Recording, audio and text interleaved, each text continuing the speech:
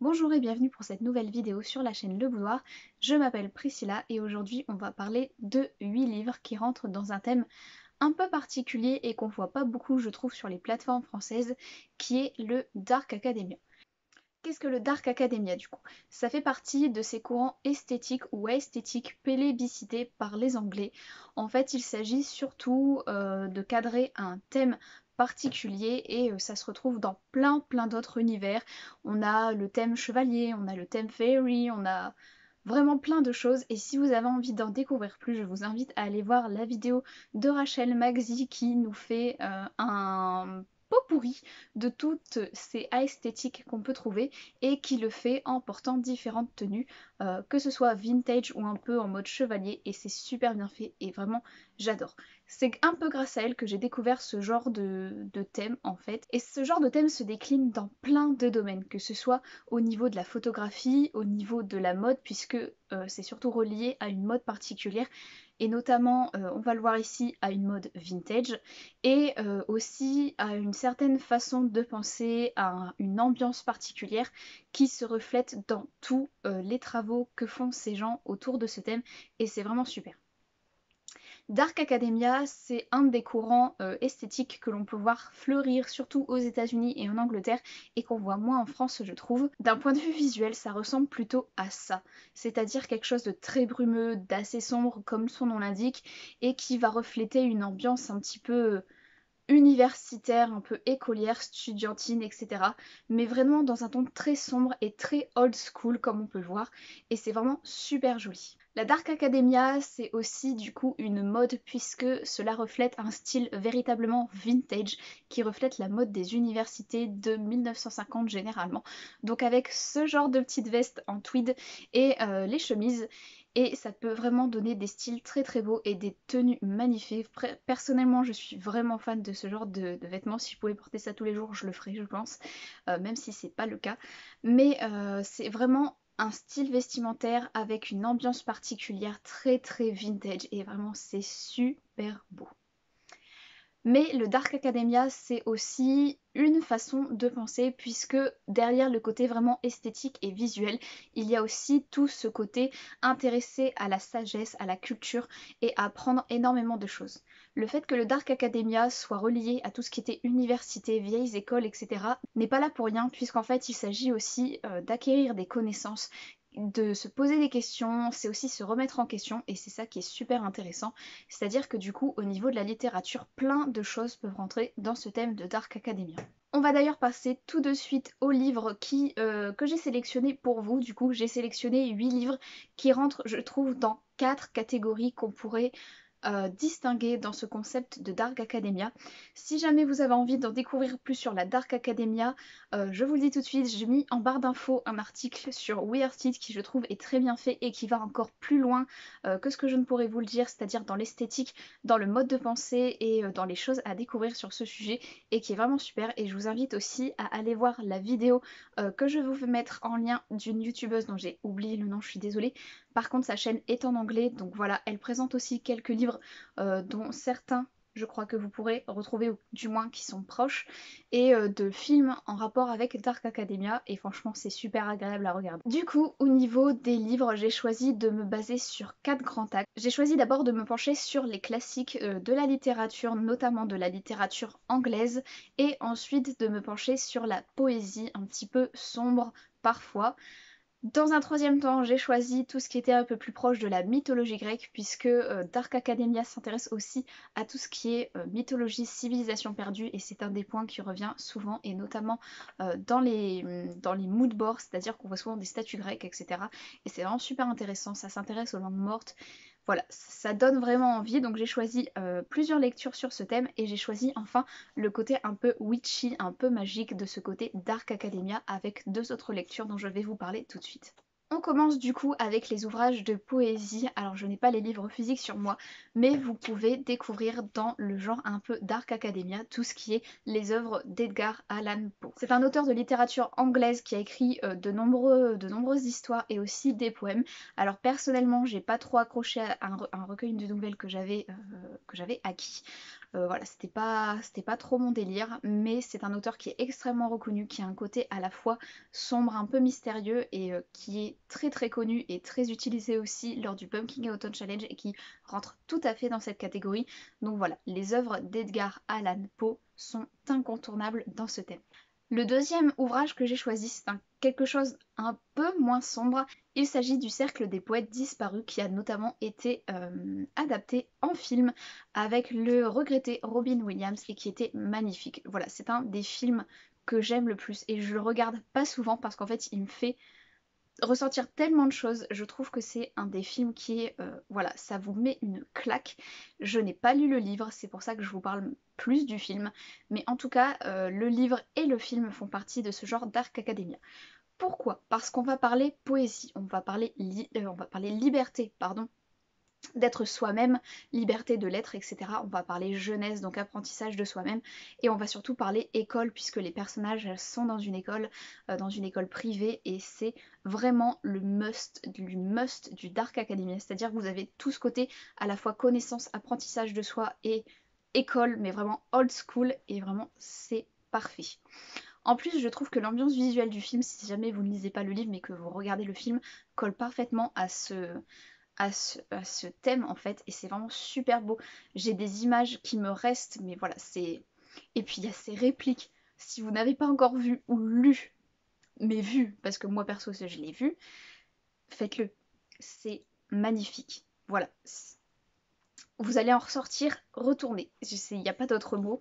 Je vais faire une petite parenthèse dans un autre registre filmographique. Si vous voulez voir quelque chose un peu aussi Dark Academia et qui s'intéresse à la littérature, cette fois je vous invite à regarder le film Tolkien qui s'intéresse donc à la vie de J.R.R. Tolkien, l'auteur du Seigneur des Anneaux, puisque vous allez découvrir donc son enfance, la façon dont il a grandi, la guerre, etc., qui l'a formé, qui l'a traumatisé aussi d'une certaine façon, et tout son travail sur les mots, que ce soit dans l'école où il était avant et ensuite à Oxford et pareil au niveau image, au niveau lumière, au niveau connaissance, travail des mots, etc. On est pareil tip top dans Dark Academy. Ensuite, j'ai décidé de vous parler un peu plus de littérature anglaise classique, mais pareil, toujours dans le thème un peu dark comme ça. Le premier ouvrage, c'est le livre de Mary Shelley, donc Frankenstein, qui est un classique de la littérature. Alors j'avoue, j'ai un avis un peu mitigé sur le livre, même si il faut avouer que Mary Shelley a fait un travail extraordinaire, qu'elle a une imagination extraordinaire et sa plume est super. Voilà, au niveau de la plume, c'était vraiment magnifique. Après, personnellement, c'est l'histoire où j'ai pas extrêmement accroché, mais vraiment, voilà. Si je devais lire d'autres livres de Mary Shelley, je pense que je dirais oui tout de suite, parce que la plume était vraiment super. Euh, Pourquoi Frankenstein, ça marche dans Dark Academia? Parce qu'on a ce côté très ancien, c'est une histoire qui se passe au 18e, 19e siècle, je pense, qui a en tout cas paru au 19e siècle. Et on est vraiment dans cette ambiance très sombre, un peu vieille Londres, vieille ville, etc. Enfin voilà, c'est vraiment le must du Dark Academia en version vraiment dark, puisque cette fois on va parler de créatures un peu particulières, mais voilà, ça donne tout de suite l'ambiance sombre, très très foggy, voilà. Je trouve que c'est vraiment un livre à découvrir pour ce côté à la fois classique et ce côté un peu mystérieux. Et aussi dans un autre genre, vous pouvez aussi découvrir le portrait de Dorian Gray, donc là écrit par Oscar Wilde. Je n'ai pas le livre parce que c'est Gabriel qui m'avait passé à l'époque et je ne l'ai pas racheté. Euh, Par contre, ça, j'avoue que ça a été vraiment une bonne lecture pour le coup.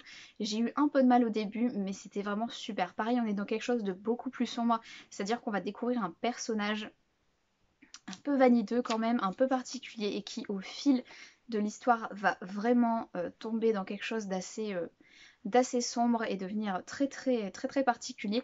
Mais voilà, on a cette ambiance aussi très ancienne, un peu manoir, etc. Pareil, très très sombre, où là aussi il y a une sorte de quête d'identité. Et voilà, je pense que ça fait vraiment partie des romans classiques qui rentrent totalement dans ce thème. J'allais vous dire qu'on allait passer à quelque chose de plus moderne, mais en fait pas du tout. La Dark Academia, ça s'intéresse aussi aux autres cultures, aux anciennes civilisations, et du coup ça s'intéresse notamment beaucoup à tout ce qui est civilisation latine et grecque, et notamment ici j'avais envie de vous parler de civilisation grecque avec un classique. Alors par contre c'est vrai que ça va pas forcément être abordable pour tout le monde. Personnellement j'ai pas encore lu ce livre, je sais que je dois le lire, mais j'avoue que ça me fait un peu peur. Il s'agit de l'Odyssée de Homère. Donc voilà, je pense que tout le monde connaît à peu près les gros récits de l'Iliade et l'Odyssée. Et donc voilà, j'ai l'Odyssée de Homère. Donc c'est la version en fait avec tous les... C'est des vers en fait. Voilà, c'est comme ça.